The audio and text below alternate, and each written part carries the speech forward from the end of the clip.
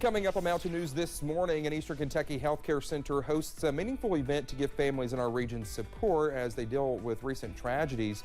And a local animal shelter asks for assistance from Eastern Kentuckians as it continues to take care of pets impacted by devastating flooding. Dedicated to Eastern and Southern Kentucky, this is WYMT Mountain News this morning.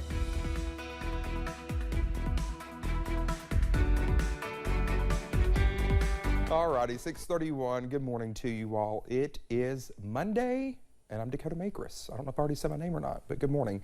Let's head over to Cameron for a look at our forecast. Cameron, good morning to you. Good morning, Dakota. It is definitely a Monday, as you goodness, I don't know where that came from. It's Monday. That's what I just said.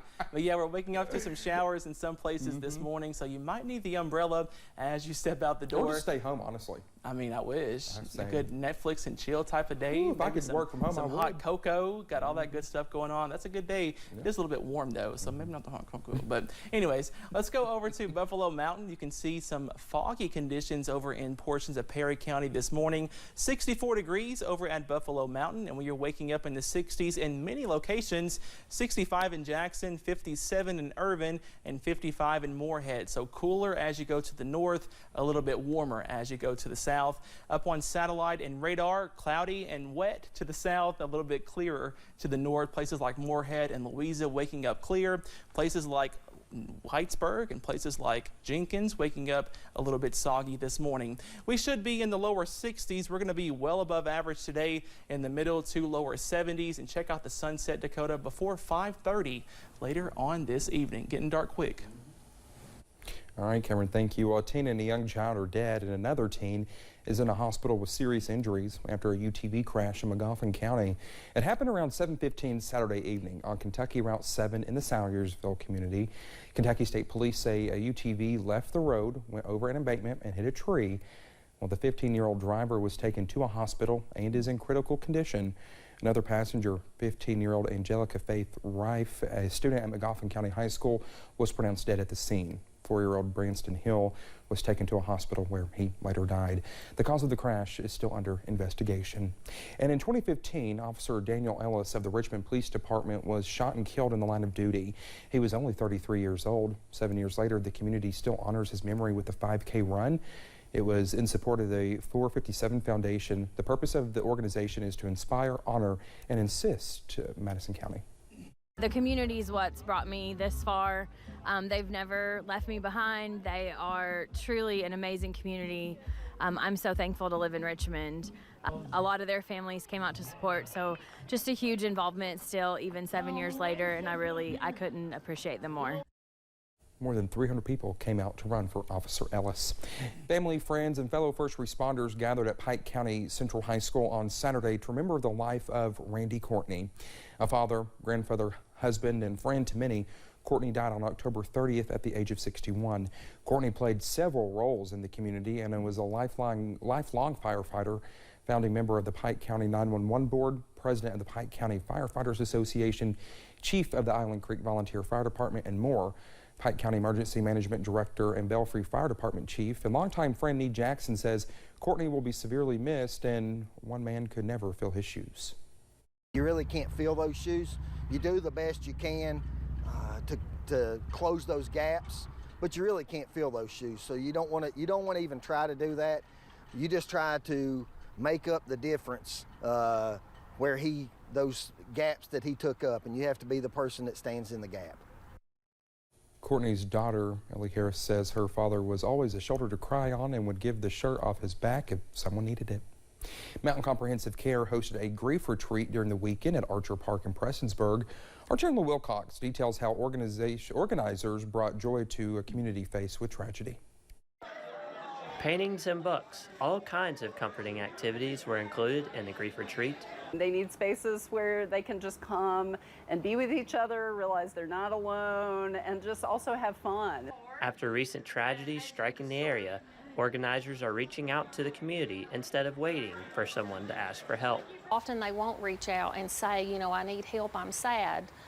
They'll do it in other ways. Children were the primary focus, as some are having to take on tasks beyond their years. Especially when there's been a loss, they take on a lot of responsibility, and they're hurting, but they're trying to care for maybe their parents or the other people in their family who are hurting. Seeing the support of others shows they are not alone in the grieving process. When you have another person that's going through the same thing as you can provide support for each other, you don't feel so alone. The support is also crucial for organizers, not just the participants. We're in those homes and we see those families and we feel their grief. Picking each other up one person at a time. In Prestonsburg, Chandler Wilcox, WYMT Mountain News. Well, you can call the Mountain Comprehensive Care Mental Health Crisis Line at 1-800-422-1060 if you're needing help. Eastern Kentucky artist Lacey Hale lost her studio in the flood. After days of wondering if art would be a part of her life again, now she has a new studio in Whitesburg. Hale was originally based in her husband's business, Roundabout Music, but that building was damaged, forcing them to relocate. Hale says she can tell art is what she was meant to do for this region, but it took a while for her to include the flood in the paintings. It took me a long time, at least a month or two, to get to that point where I could make some art about the flood. And then I realized that, this is what I'm here to do, I think. I'm supposed to make art, and I'm supposed to make art that kind of is hopeful. Hale's studio is still in downtown Whitesburg, but is now above Brent's Barbershop. July's historic flooding impacted countless businesses and organizations across the region, and for animal shelters like the Kentucky River Regional Animal Shelter in Hazard, workers are still trying to navigate things post-flood. Alyssa Williams has that story. The Kentucky River Regional Animal Shelter in Hazard serves Perry, Breathitt, Knott, and Letcher counties, all heavily impacted by the flood in July. I've worked with the shelter for 11 years as a volunteer, and I've never seen it like it is now. It's been really bad. Those with the shelter say they often reach over capacity with the animals being dropped off there, but the flood escalated the issue. Here recently, it's been pretty sad. People are still having to turn their animals in because the people that they're staying with won't let them keep them, or the places they found to rent won't allow animals. And it's hard to see the families and the animals who have that bond have to be separated. Those with the shelter say inflation has also contributed to more flood victims dropping off their animals. One reason is the price of dog food and cat food. It's every time you go to the store and get dog food and cat food, the price has gone up. Shelter workers say they have been fortunate to have disaster groups and rescue organizations step in to volunteer, but they need more local support as well. To help, of course, would be spay and neuter your animals. We already have 20 to 40 animals coming in a day. It's still a struggle to get everybody down here took care of. Volunteers make a huge difference. Even though they've been overwhelmed after the flood, shelter staff remain hopeful things will get better. I think once people get back in homes and things get back to normal, then the population will go back to a manageable amount. Doing their part to care for the four-legged friends who also lost everything. In Hazard, Alyssa Williams, WYMT Mountain News. Kentucky River Regional Animal Shelter Manager Ellie Mullins says following the flood, the shelter was given many donations of dog food, but they are still in need of cat food and cat litter. And the Kentucky River Regional Animal Shelter is also continuing to help pet owners with its low-cost spay and neuter program. Thanks to a $50,000 grant from Pet Smart Charities and the nonprofit Petco Love, the shelter was able to dedicate $5,000 to its low-cost spay and neuter program, which shelter workers say will help prevent an overpopulation of animals in the shelter. People have asked me that I can't afford that much. Can you do it any cheaper? Well, our regular price just pays for the vet. It doesn't pay anything else. The grant's paying 2/3 of it, and they're paying 1/3 of it. Well, the shelter is only spaying dogs and cats currently, but you can still utilize its regular spay and neuter program to neuter your pets. All spots for cats are now filled, but there are still some left for dogs. A Breathitt County teacher was honored this past weekend. Addie Henry of Richmond was inducted into the Kentucky Teachers Hall of Fame in a ceremony at Western Kentucky University. Henry retired in 1996 after teaching for 28 years in Breathitt County.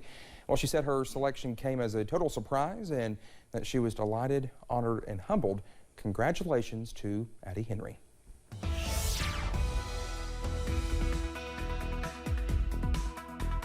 Well, we are tracking a few showers as you step out the door this morning, especially near the Kentucky, Tennessee, and Virginia borders. Here is a live look over in Pikeville this morning. Got some fog back in the distance. Current temperature sitting at 64 degrees, and most of us waking up in those 60s this morning. 65 in Jackson, 64 in Hazard, and 60 over in Clintwood. So we are mild and muggy as you step out the door this morning. Our southern counties looking at some showers this morning. You may need the rain gear as you step out the door in places like Knox County, over into Leslie County, southern Clay County, also Letcher County, portions of Pike County as well, getting in on some of those showers. The good news, sunshine is going to return later on today. Temperatures warming up nicely into the middle and lower 70s. Dakota? All right, Cameron, thank you. Well, the time is 6:42. Still to come here on Mountain News this morning. A U.S. congressman warns a funding cut to a certain aircraft could be beneficial to drug smugglers who want to bring fentanyl across the border. Stay with us. That's on the way.